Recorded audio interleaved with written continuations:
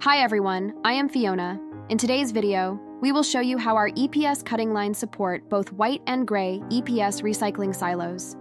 The EPS cutting line needs to cut white and gray EPS blocks. In order to better utilize the recycled materials, separate EPS recycling silos for white and gray recycled materials are required.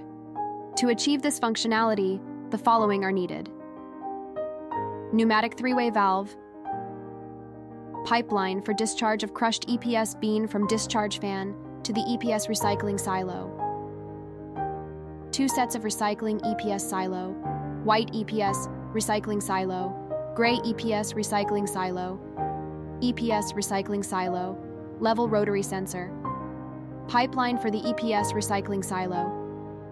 The above items are not included in the EPS cutting line. Tips: the EPS cutting line supports cutting white and gray EPS blocks, and the corresponding upper and bottom recycling waste needs to enter the respective EPS silo. A pneumatic three-way valve needs to be installed at the discharge fan to send different waste materials to different EPS silo. The operation on the touch screen can switch the waste material between the 2 different silos for white and gray materials.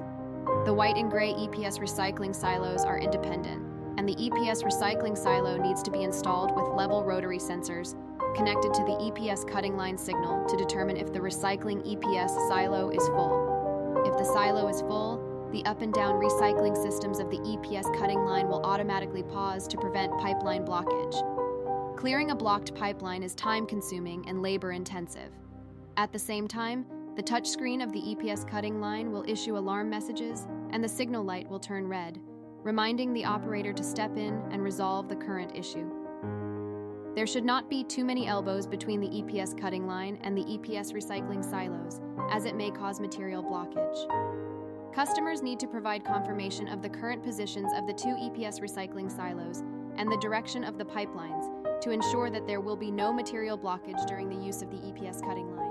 For more information about the EPS machine and EPS mold, please contact us by email or mobile phone. We will be happy to answer your questions.